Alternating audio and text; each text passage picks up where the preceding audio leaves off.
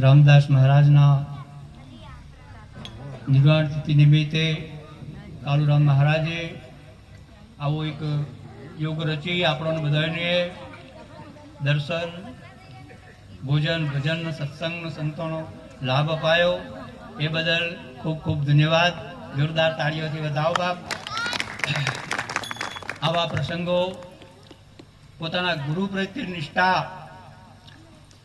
આમ તો બે પ્રકારનો લાભ મળે, એક પિતાએ કહેવાય અને ગુરુ, બે પ્રકારનો લાભ. અને જે ગુરુની નિષ્ઠા છે બાપ, એ ગુરુની નિષ્ઠા જે ગુરુની વાતને સમજ્યા હોય એને વધારે આનંદ આવે, જોઈને ભાવ થાય ખરો, પણ આનંદ તો જેને આ વાતને અનુભવી હોય ન જ થાય. તમે ખરેખર આમ લગ્ન થતા હોય અને લગ્નની અંદર તમે જુઓ તો વરઘડીઓ બે જ જણા હોય, એક દીકરી હોય અને એક દીકરો હોય, વર અને કન્યા બે જ હોય, પણ એના હંગાથી ફરનારો બબે ત્રણ બીજો હોય. એટલે આમ બધો ફર્યું ખરા, પણ આમ આનંદ પેલો ચાર પાંચ હંગાથી ફરતા બધા ના આવક પેલો પહેણસી હોય ને જ આનંદ તો એ બે જણા જેનો લગ્ન થાય છે એનો જ આનંદ હોય. અને વાતે યુવાની જ થાય છે અને વિધિઓ યુવાની જ થાય. હા, અને આ બધું જે માળખું ઊભું કર્યું હોય લગ્નનું, પ્રસાદનું, ભોજનનું, હવાનું, વાલોનું, કંકુત્રીઓનું, આ બધું જેટલું કર્યું હોય એટલું બધું પેલા બેના માટે જ હોય.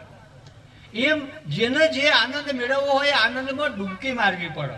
અમારા મહાપુરુષો કહે ડૂબકી મારવી પડે અને ડૂબકી મારી ઊંડા ઉતરવું પડે. એટલે આમ કહીશું ખરા આપણે બધાને ખબરીએ છે ખરા, પણ ઊંડું ઉતરવું એટલે હું, ડૂબકી મારવું એટલે હું. જો એ ખબર ના પડે ને તો ઊંડા ઉતરવાની ખબર નહીં પડે ને ડૂબકી મારવાની ખબર નહીં પડે.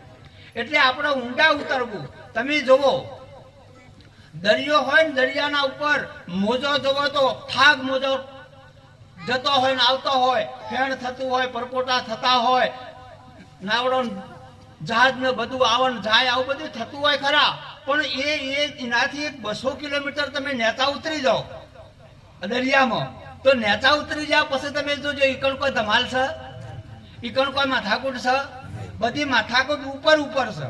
એટલે જેટલી ઉપર ઉપર માથાકૂટ છે ને એનાથી નેતા ડૂબકી મારી જોઈને મહાપુરુષોને કહેવું, એક થોડા નેચા ઉતરી જાવ ને ત્યાં માથાકૂટ મટી જાય એવી છે. પણ નેચા ઉતરવાની રીત જેને તરતા આવડતું હોય એને ખબર પડે. નેચા ઉતરવું હોય તો એને તરત જ ના આવડતું હોય એ જ નેતો ઉતરી શકે.